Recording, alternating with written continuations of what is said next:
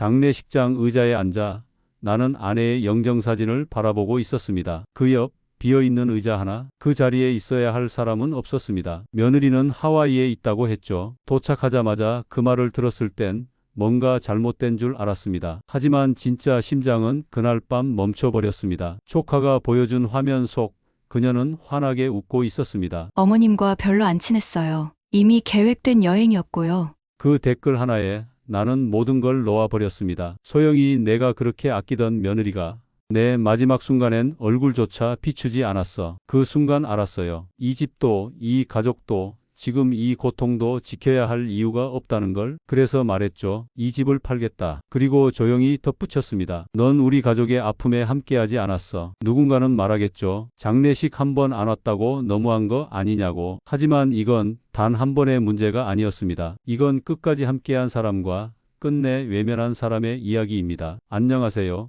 지혜로운 소리를 전하는 지혜 소리입니다. 일상 속 작은 깨달음부터 인생의 큰 지혜까지 여러분의 마음에 울림을 주는 이야기를 전합니다. 구독하면 로또 1등 당첨됩니다.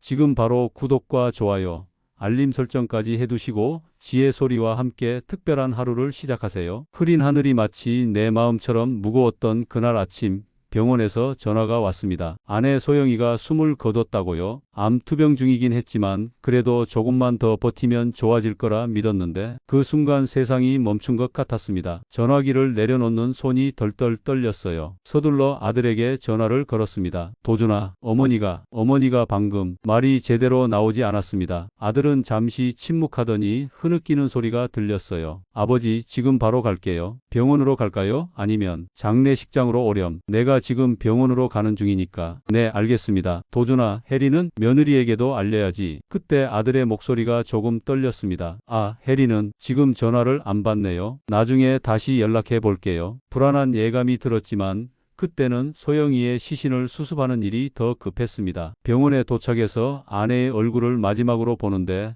그저 잠든 것처럼 평화로웠어요. 40년을 함께한 사람이 이렇게 떠나버렸다니 믿기지 않았습니다. 장례식장에 도착하니 도준이가 이미 와 있었어요. 그런데 홀로 서 있었습니다. 며느리 혜리의 모습은 보이지 않았어요. 혜리는 어디 있니? 도준이는 고개를 떨군 채 작은 목소리로 말했습니다. 혜리가 어제 친구들이랑 해외여행을 갔어요. 하와이로요. 제가 전화했는데 비행기 타고 있었대요. 그래서 돌아온다고 했니? 도준이는 더 고개를 숙였습니다. 못 온대요. 표를 바꾸기 어렵고 친구들과의 약속이라. 순간 가슴이 철렁 내려앉았습니다. 아내의 장례식인데 해외여행을 취소할 수 없다니요? 소영이는 혜리에게 항상 친절했는데 집에 올 때마다 음식을 정성껏 해주고 명절 때마다 용돈도 듬뿍 줬었는데. 알았다. 더 묻지 않았습니다. 소영이의 손수건을 꺼내 쥐었어요. 이 손수건으로 아내는 늘 내 땀을 닦아주곤 했습니다. 결혼 초 돈이 없어 큰 선물을 해주지 못했을 때도 웃으며 당신만 있으면 돼요라고 말해주던 소영이, 아이 키울 때 밤새 아플 때면 내 옆에서 함께 지켜주던 아내, 그런 사람이 이제는 없습니다. 장례식장 의자에 앉아 소영이의 영정사진을 바라보는데 문득 아내가 마지막으로 했던 말이 생각났습니다. 재현씨, 나 없으면 도준이 잘 챙겨줘요. 그리고 혜리도. 처음이라 서툴겠지만 우리 며느리 잘 이해해주세요. 그 말을 기억하니 가슴이 더 아팠습니다. 소영이는 끝까지 가족만 생각했는데 정작 며느리는 어떻게 이럴 수 있을까요? 눈물이 왈칵 쏟아졌습니다. 아내의 손수건에 눈물을 묻히며 빈 의자를 바라봤습니다. 혜리가 앉았어야 할 그 자리가 텅 비어 있었습니다. 장례식 첫날 소영이의 영정사진 앞에 앉아 있으니 슬픔보다 현실감이 없었습니다. 40년을 함께한 사람이 이렇게 갑자기 사라진다는 게 믿기지 않았어요. 조문객들이 하나둘 찾아오기 시작했습니다. 소영이의 친구들, 옛 직장 동료들, 친척들 모두 와서 위로해 주었지만 혜리의 모습은 끝내 보이지 않았습니다. 매형, 정말 애쓰셨어요. 누님이 얼마나 행복하게 사셨는지 우리가 다 알아요. 소영이의 동생이 내 어깨를 토닥였습니다. 그때 뒤에서 작은 목소리가 들렸어요. 아저씨, 혜리 언니는 안 와요? 소영이의 조카 수진이었습니다. 대학생인 수진이는 핸드폰을 들고 있었어요. 혜리는 해외여행 중이라 못 온다더구나. 이야기를 듣던 다른 조문객들이 수군거리기 시작했습니다. 어머님 장례식에 못 온다고? 해외여행이라니? 요즘 젊은 사람들은 정말. 목소리를 낮췄지만 귀에 들어오는 말들이 가슴을 파고들었습니다. 수진이가 핸드폰을 내 앞으로 내밀었습니다. 근데 큰아버지 이거 봤어요? 혜리 언니 인스타그램에 올라온 건데 화면을 보니 하와이 해변 앞에서 웃고 있는 혜리의 모습이 있었습니다. 게시 시간은 어제 밤이었어요. 소영이가 세상을 떠난 바로 그날 밤에 올린 사진이었습니다. 댓글 중에는 언니 그런데 시어머니 돌아가셨다는데 괜찮아요? 라는 질문이 있었고 혜리는 별로 안 친했어요. 그리고 이미 계획된 여행인데 어쩌겠어요? 라고 답했더군요. 순간 온몸에 피가 거꾸로 솟는 것 같았습니다. 소영이가 얼마나 혜리를 아꼈는지 혜리가 좋아하는 음식을 연구하며 요리해주고 명절 때마다 용돈을 듬뿍 챙겨주었는데 별로 안 친했다니요? 소영이가 살아있었다면 얼마나 상처받았을까 생각하니 분노가 치밀어 올랐습니다. 수진아 고마워. 더는 말을 잇지 못했습니다. 도준이가 영정 앞에서 절을 하고 일어나는 모습이 보였어요. 핸드폰을 들고 아들에게 다가갔습니다. 도준아 이것 좀 봐라. 인스타그램 화면을 보여주자 도준이의 얼굴이 하얗게 변했습니다. 아버지 그게 혜리가 그런 뜻으로 한 건 아닐 거예요. 아마 친구들 눈치를 봐서 그런 말을. 도준아 이건 변명의 여지가 없다. 어머니가 돌아가신 날 해변에서 웃고 있는 사진을 올리고 안 친했다라고. 내 어머니가 혜리를 얼마나 아꼈는지 넌 알지 않니? 도준이는 아무 말도 하지 못했습니다. 그저 고개를 숙인 채 서 있었어요. 장례식장 밖으로 나와 잠시 숨을 골랐습니다. 하늘은 여전히 흐렸지만 비는 내리지 않았어요. 마치 소영이의 한이 구름처럼 머물러 있는 것 같았습니다. 핸드폰이 울렸습니다. 도준이었어요. 아버지 혜리한테 전화했어요. 처음엔 전화를 안 받더니 나중에 문자가 왔어요. 미안해요. 하지만 이미 계획된 여행이고 장례식에 참석한다고 해서 달라지는 건 없잖아요. 나중에 잘 설명할게요. 라고요. 한숨이 나왔습니다. 진심으로 미안하다면 어떻게든 돌아오려고 했을 텐데 말로만 미안하다고 하는 것이 어떤 의미가 있을까요? 그래, 알았다. 도준아. 장례식장으로 돌아가는 발걸음이 무거웠습니다. 소영이의 영정 앞에 다시 앉으니 문득 또 다른 생각이 들었습니다. 이 결혼은 처음부터 잘못된 것이었을까? 도준이가 진짜 행복할까? 소영이는 마지막까지 혜리를 이해해 주라고 당부했지만 과연 이런 상황까지 두둔했을까요? 조문객들의 발걸음이 이어졌고 슬픔과 분노 사이에서 첫날 장례가 저물어 갔습니다. 그날 밤 혼자 집에 돌아와 소영이의 물건들을 바라보며 생각했습니다. 이제 무엇을 해야 할지, 어떻게 해야 도준이와 내가 모두 상처받지 않을지 밤새 잠 못 이루며 고민했습니다. 사흘간의 장례를 모두 마쳤습니다. 혜리는 끝내 나타나지 않았고 장례식 마지막 날 하와이에서 돌아왔다는 문자만 보냈을 뿐이었습니다. 소영이를 모시고 왔던 납골당에서 돌아오는 길 도준이에게 말했습니다. 도준아, 내일 저녁에 집에 와라. 혜리도 함께. 네, 갑자기요? 소불고기 해줄게. 내 어머니 생전에 내가 가장 좋아했던 음식이잖니. 도준이의 눈에 잠시 망설임이 스쳐 지나갔습니다. 하지만 이내 고개를 끄덕였습니다. 네, 알겠습니다. 혜리한테 말해볼게요. 집에 돌아와 소영이의 레시피 수첩을 찾았습니다. 소영이는 요리할 때마다 자신만의 비법을 꼼꼼히 적어두었습니다. 소불고기 페이지를 펼치자 소영이의 필체가 눈에 들어왔습니다. 도준이가 좋아하는 소불고기, 양파는 꼭 채 썰고 간장 산물엿 이설탕 일로 양념하기. 다음날 아침부터 장을 보고 소영이가 늘 하던 대로 정성껏 준비했습니다. 마트에서 최고급 한우를 골랐고 소영이가 좋아하던 도자기 그릇도 꺼냈습니다. 하루 종일 준비하면서 무슨 말을 해야 할지 고민했습니다. 분명 쉬운 대화는 아닐 테니까요. 저녁 7시 초인종이 울렸습니다. 도준이와 혜리가 들어왔습니다. 혜리는 어색한 미소를 지으며 선물 상자를 내밀었습니다. 아버님, 하와이에서 사온 초콜릿이에요. 그 순간 화가 치밀었지만 꾹 참았습니다. 마치 아무 일도 없었다는 듯한 그 태도가 더 화가 났습니다. 들어오렴. 식탁에는 이미 소불고기와 반찬들이 소영이가 늘 차리던 방식 그대로 놓여 있었습니다. 도준이는 그 모습을 보고 잠시 눈시울을 붉혔습니다. 아버지, 어머니가 해주시던 것과 똑같네요. 그래, 어머니 레시피대로 했단다. 셋이 식탁에 앉았습니다. 휴대용 가스레인지에 불을 켜고 고기를 올렸습니다. 지글지글 고기 굽는 소리만이 정적을 채웠습니다. 소영이가 있었다면 분명 이런 정적은 없었을 텐데 그 생각에 가슴이 아팠습니다. 맛있게 먹어라. 도준이는 조심스럽게 고기를 집어먹기 시작했고 혜리는 어색하게 젓가락을 들었습니다. 식사가 절반쯤 진행되었을 때 제가 먼저 입을 열었습니다. 도준아, 해리야, 내가 결정한 것이 있다. 두 사람의 시선이 저에게 향했습니다. 이 집을 팔기로 했다. 도준이의 젓가락이 그대로 멈췄습니다. 해리의 눈이 커졌고요. 네, 아버지, 갑자기 무슨, 갑작스럽게 들릴 수도 있겠지만 오래 고민했어. 소영이가 없는 이 집은 너무 크고 외롭다. 더 작은 집으로 옮기려고 해. 해리가 도준이를 흘깃 쳐다보더니 조심스럽게 말했습니다. 아버님, 그런데 이 집은 도준 오빠가 언젠가 물려받을 거라고 생각했는데요. 그때까지 참았던 감정이 서서히 표면으로 올라왔습니다. 해리야, 이 집은 내 명의야. 아직 도준이에게 증여하지 않았고 소영이와 내가 평생 모아서 산 집이지. 그리고 이제 이 집에 대한 내 결정이야. 해리의 얼굴이 붉어졌습니다. 도준이는 당황한 기색이 역력했습니다. 아버지, 갑자기 왜 이러세요? 어머니가 돌아가셨다고 이렇게. 도준아, 나도 내 생각이 있어. 소영이 없는 이 집에서 혼자 사는 건 너무 괴롭다. 그리고 망설이다가 결국 말을 꺼냈습니다. 해리가 어머니 장례식에 오지 않은 것, 그리고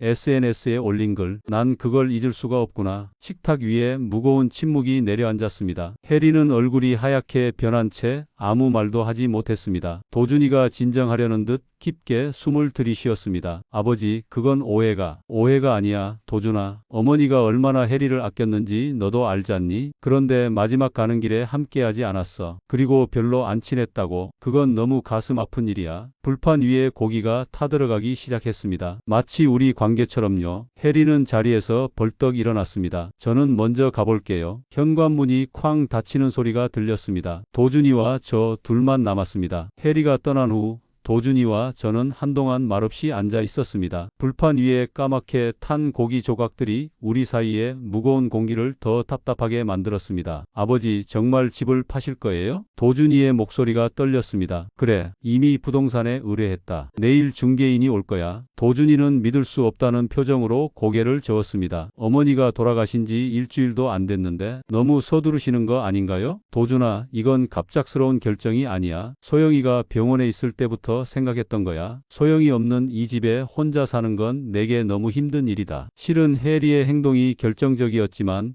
그 말까지는 꺼내지 않았습니다. 도준이의 얼굴에 슬픔이 가득했습니다. 알겠습니다. 하지만 해리가 많이 상처받은 것 같아요. 아버지, 해리도 나름. 도준아, 내가 해리 편을 들어야 하는 건 이해해. 하지만 난 너희 둘 다 소중하게 생각하기 때문에 솔직하게 말하는 거야. 해리의 행동은 우리 가족을 존중하지 않는 거였어. 도준이는 더 말하지 않고 고개만 끄덕였습니다. 식사를 마치고 도준이를 배웅하면서 내일 부동산 중개인이 온다는 것을 다시 한번 알려주었습니다. 다음 날 오전 약속대로 부동산 중개인이 찾아왔습니다. 50대 중반쯤 되어 보이는 김 실장이라는 분이었습니다. 집 상태가 아주 좋네요. 위치도 좋고 빠르면 이번 주 안에 손님 모시고 올 수 있을 것 같습니다. 김 실장은 집 곳곳을 꼼꼼히 살펴보며 사진을 찍었습니다. 소영이와 함께 20년 넘게 살아온 집, 도준이가 자라난 이 공간을 다른 사람에게 판다는 생각을 하니 마음이 아팠지만 결심은 확고했습니다. 김 실장이 집을 나간 지 30분쯤 지났을 때였습니다. 갑자기 초인종이 요란하게 울렸습니다. 문을 열자 해리가 화가 잔뜩 난 표정으로 서 있었습니다. 아버님, 정말 집을 파실 건가요? 해리의 목소리가 떨렸습니다. 뒤에는 도준이가 난처한 표정으로 서 있었어요. 들어오렴. 거실로 안내했습니다. 해리는 앉지도 않고 바로 말을 꺼냈습니다. 아버님, 왜 갑자기 이러세요? 어머님 장례식 한 번 안 왔다고 이러시는 거예요? 그 말의 속에서 무언가가 확 올라왔지만 최대한 침착하게 대답했습니다. 해리야, 이건 한 번의 문제가 아니야. 소영이의 마지막을 함께하지 않은 것, 그리고 SNS에서 별로 안 친했다고 한 그 말은, 그건 친구들 앞에서 체면 때문에 그런 거였어요. 아버님도 아시잖아요. 저희가 얼마나 바빴는지. 그 여행은 몇 달 전부터 계획된 거였고 표 취소도 안 됐다고요? 해리의 목소리가 점점 커졌습니다. 도준이는 해리의 팔을 잡으며 진정시키려 했지만 해리는 뿌리쳤습니다. 해리야, 날짜를 바꿀 수 없었다면 그렇다 치자. 하지만 소영이가 얼마나 너를 아꼈는지 생각해봐. 소영이는 항상 내가 와서 먹을 음식을 준비했고 너를 딸처럼 생각했어. 그런데 별로 안 친했다는 말이 어떻게 나올 수 있지? 해리는 잠시 말문이 막힌 듯 했지만 곧 다시 화를 냈습니다. 그래서 집을 파시겠다고요? 우리가 언젠가 이 집에 살 것이라고 생각했는데. 그 말에 가슴이 아팠습니다. 소영이와 내가 평생 모아 마련한 이 집을 해리는 이미 자신의 것이라고 생각하고 있었던 겁니다. 해리야, 이 집은 아직 내 명의야. 소영이와 내가 열심히 일해서 모은 돈으로 산 집이고, 하지만 도준 오빠는 아들이잖아요. 당연히 물려받을 거라고. 그때 도준이가 끼어들었습니다. 해리야, 그만해. 아버지 말씀이 맞아. 이 집은 아버지 거야. 해리는 도준이를 믿을 수 없다는 표정으로 쳐다봤습니다. 오빠마저 이러시면 어떡해요? 해리야, 냉정하게 생각해봐. 내가 어머니 장례식에 참석하지 않은 것은 우리 가족에게 큰 상처였어. 해리의 눈에 눈물이 고였습니다. 이게 다 장례식 때문인가요? 시어머니 장례식 한 번 안 왔다고 이렇게까지. 제가 천천히 하지만 단호하게 말했습니다. 해리야, 너는 우리 가족의 아픔에 함께하지 않았어. 이 집도 내가 생각하는 그 집이 아니야. 이 집은 소영이와 내가 서로 사랑하고 의지하며 지켜온 공간이야. 그리고 난 이 집이 그런 사람들에게 가기를 바란다. 해리는 눈물을 훔치며 현관으로 향했습니다. 도준이는 잠시 망설이다가 해리를 따라 나갔습니다. 문이 닫히고 다시 혼자가 되었습니다. 소영이의 사진을 바라보며 조용히 중얼거렸습니다. 소영아, 내가 너무 냉정했을까? 답은 없었지만 소영이라면 내 결정을 이해해 줄 거라 생각했습니다. 그날 이후 며칠간 도준이에게서 연락이 없었습니다. 아마도 해리와 함께 이 상황을 어떻게 받아들여야 할지 고민하고 있을 거라 생각했습니다. 집 매각은 빠르게 진행되었습니다. 김 실장이 말한 대로 집을 보러 온 사람들이 많았고 생각보다 높은 가격에 매물이 나갈 것 같다는 이야기를 들었습니다. 소영이의 유품을 정리하면서 하루하루를 보냈습니다. 소영이가 아끼던 그릇들, 책들, 옷들 하나하나 만질 때마다 추억이 물밀듯이 밀려왔습니다. 옷장 안쪽에서 작은 상자를 발견했습니다. 열어보니 도준이가 어렸을 때 그린 그림들과 쓴 편지들이 고이 접혀 있었습니다. 사랑하는 엄마에게. 엄마가 세상에서 제일 좋아요. 도준 올림. 서툰 글씨로 쓰인 편지를 읽으며 눈시울이 붉어졌습니다. 도준이는 항상 소영이를 사랑했고 소영이도 도준이를 무척 아꼈습니다. 그런데 지금 이 상황이 도준이에게 얼마나 힘들까 생각하니 마음이 아팠습니다. 정리를 마치고 거실에 앉아 잠시 쉬고 있을 때 초인종이 울렸습니다. 문을 열자 도준이가 홀로 서 있었습니다. 평소보다 수척해 보였고 눈가에는 피곤함이 가득했습니다. 아버지, 들어가도 될까요? 그래, 들어오너라. 도준이는 익숙한 듯 거실 소파에 앉았습니다. 이 집에서 자라난 그에게는 모든 것이 너무나 친숙한 공간이었을 테니까요. 차라도 마실래? 아니요, 괜찮습니다. 잠시 침묵이 흘렀습니다. 도준이가 먼저 입을 열었습니다. 아버지, 정말 집을 파신다고요? 그래, 이미 계약금을 받았다. 다음 달이면 이사를 해야 해. 도준이의 눈에 실망감이 스쳐 지나갔습니다. 하지만 이내 담담한 표정으로 돌아왔습니다. 어디로 가실 예정이세요? 종로 쪽 작은 아파트를 알아보고 있어. 소영이와 자주 갔던 인사동이랑 가깝거든. 도준이는 고개를 끄덕였습니다. 그리고 무언가 결심한 듯 깊게 숨을 들이쉬었습니다. 아버지, 사실 민지가 이혼하자고 했어요. 예상치 못한 말에 놀랐습니다. 하지만 어쩐지 이럴 거라는 예감은 있었습니다. 언제? 집을 판다는 이야기를 듣고 나서요. 해리가 집에 와서 울면서 화를 냈어요. 이런 시댁은 처음 봤다면서요. 도준이의 목소리가 떨렸습니다. 그의 어깨에 손을 얹었습니다. 많이 힘들었겠구나. 처음엔 해리를 이해시키려고 했어요. 아버지의 입장도 설명하고. 하지만 해리는 듣지 않았어요. 당신은 왜 내 편을 안 들어주냐며 짐을 싸더니 친정으로 갔어요. 도준이의 눈에 눈물이 고였습니다. 도준아, 사실 저도 깊이 생각해 봤어요. 어머니가 돌아가셨을 때 해리의 행동,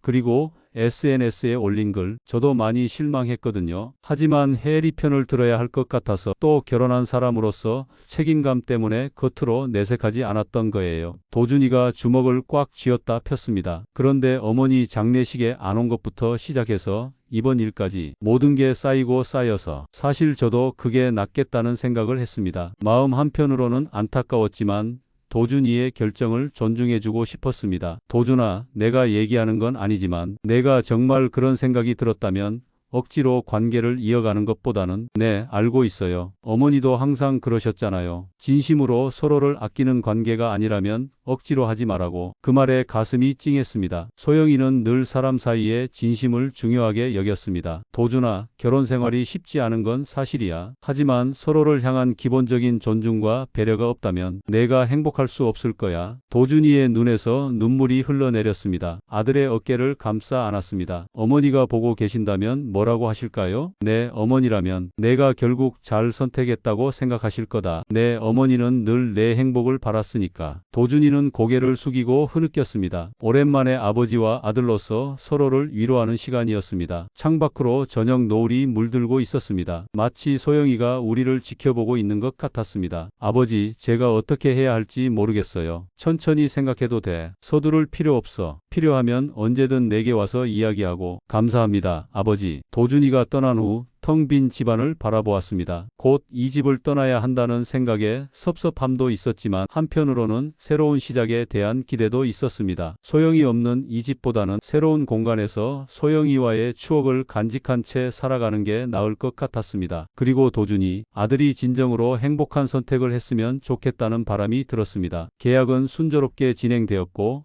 집은 매각 완료되었습니다. 이삿짐 센터에 연락해 날짜를 잡았지만 그 전에 소영이와의 추억이 담긴 집 구석구석을 정리해야 했습니다. 물건들을 상자에 담으며 지난 시간들을 떠올렸습니다. 거실 벽에 걸린 가족 사진, 도준이가 중학교 입학했을 때 찍은 사진이었습니다. 소영이는 환하게 웃고 있었고 도준이는 쑥스러운 듯 어색한 미소를 짓고 있었습니다. 그때가 벌써 20년도 더 전이라니 시간이 참 빠르게 흘렀습니다. 주방으로 가서 소영이가 늘 사용하던 그릇들을 정리했습니다. 도자기 찻잔 세트는 소영이가 특별히 아끼던 것이었습니다. 우리 결혼 25주년 기념으로 제가 선물한 거였거든요. 상자에 조심스럽게 담으며 옛 기억이 떠올랐습니다. 이거 너무 예뻐요, 여보. 평생 아껴 쓸게요. 소영이의 목소리가 귓가에 맴도는 것만 같았습니다. 눈시울이 붉어졌지만 이제는 슬픔보다 감사함이 더 컸습니다. 소영이와 함께한 시간들이 얼마나 소중했는지, 그 시간들이 내 삶을 얼마나 풍요롭게 했는지 깨달았으니까요. 도준이의 방으로 들어가 보았습니다. 이미 대부분의 물건은 도준이가 독립하면서 가져갔지만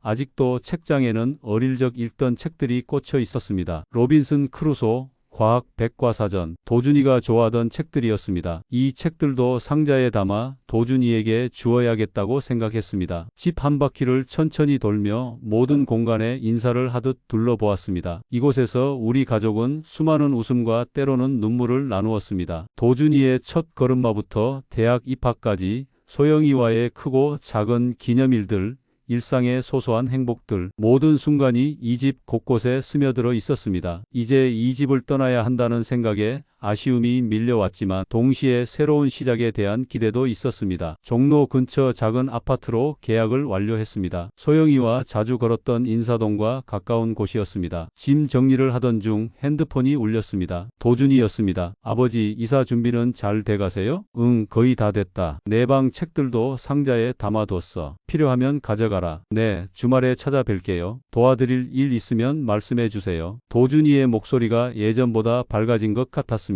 도준아, 해리 일은 어떻게 됐니? 잠시 침묵이 흐른 후 도준이가 차분한 목소리로 대답했습니다. 변호사를 통해 진행 중이에요. 생각보다 순조롭게 진행될 것 같아요. 해리도 더 이상 이 관계를 유지하고 싶어 하지 않나 봐요. 그래, 많이 힘들지? 처음엔 정말 힘들었어요. 하지만 이제는 오히려 마음이 편해졌어요. 아버지 말씀대로 서로에 대한 존중이 없는 관계는 지속하기 어려운 것 같아요. 도준이의 말에 안심이 되었습니다. 해리의 행동에 대한 배신감보다 이제는 남은 사람으로서의 다짐이 더 커졌습니다. 도준이와 우리는 서로 의지하며 앞으로 나아가야 했으니까요. 도준아, 내가 원한다면 새 집에서 함께 살아도 돼. 방이 하나 더 있거든. 감사합니다, 아버지. 하지만 저도 이제 제 삶을 다시 정리해 볼까 해요. 회사 근처에 작은 원룸을 계약했어요. 혼자 지내면서 생각도 정리하고 도준이의 독립적인 모습이 대견했습니다. 아들이 이렇게 성장했다니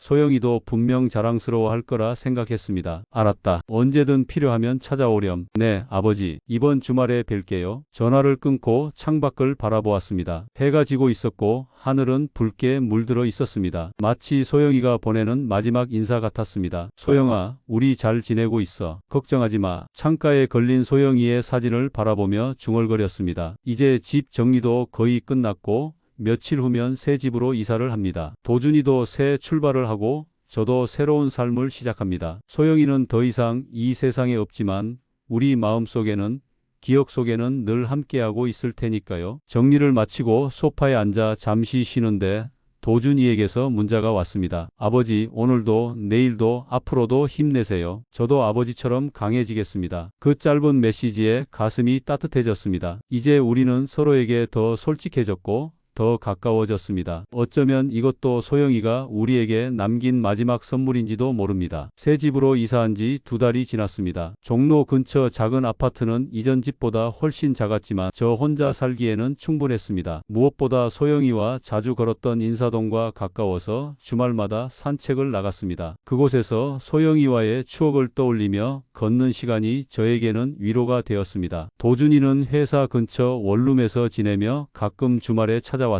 이혼 절차는 생각보다 순조롭게 진행되어 거의 마무리 단계에 있었습니다. 처음에는 해리가 위자료를 요구하며 난색을 표했지만 결혼 기간이 짧고 특별한 재산 분할 문제가 없어 큰 어려움 없이 진행되었다고 했습니다. 오늘은 도준이가 저녁 식사를 하러 온다고 했습니다. 소영이의 레시피대로 도준이가 좋아하는 된장찌개를 준비했습니다. 예전에는 소영이가 항상 준비하던 일이었는데 이제는 제가 그 역할을 대신하게 되었습니다. 서툴렀지만 소영이가 남긴 레시피 노트 덕분에 어느 정도 비슷한 맛을 낼 수 있었습니다. 초인종이 울리고 도준이가 들어왔습니다. 예전보다 표정이 밝아 보였습니다. 아버지, 잘 지내셨어요? 집이 참 아늑하네요. 그래, 너는 어떻게 지내고 있니? 잘 지내고 있어요. 회사 일도 바빠서 정신없이 지내다 보니 오히려 마음이 편해졌어요. 식탁에 앉아 된장찌개를 나눠 먹으며 도준이와 이런저런 이야기를 나눴습니다. 회사 이야기, 친구들 소식, 최근에 본 영화 이야기까지 예전보다 대화가 훨씬 자연스러워졌습니다. 소영이가 떠난 후 도준이와 제가 더 가까워진 것 같았습니다. 아버지, 된장찌개 맛있어요. 어머니 맛에 정말 가까워졌어요. 그래, 내 어머니 레시피 보고 열심히 만들었는데 다행이구나. 식사를 마치고 거실 소파에 앉았습니다. 도준이가 핸드폰을 꺼내 무언가를 보여주려는 듯 했습니다. 아버지, 이거 보세요. 화면을 보니 아파트 사진이었습니다. 깔끔하고 모던한 스타일의 신축 아파트였습니다. 이게 뭐니? 제가 요즘 보고 있는 아파트예요. 회사에서 승진했거든요. 그래서 조금 더 나은 곳으로 옮기려고요. 오, 승진했다고? 축하한다, 도준아. 내 어머니가 얼마나 자랑스러워 하실까? 도준이의 얼굴에 미소가 번졌습니다. 아버지, 사실 혼자 살려고 하니 좀 넓은 것 같기도 해요. 투룸인데? 도준이의 말에 무슨 뜻인지 궁금했습니다. 그래서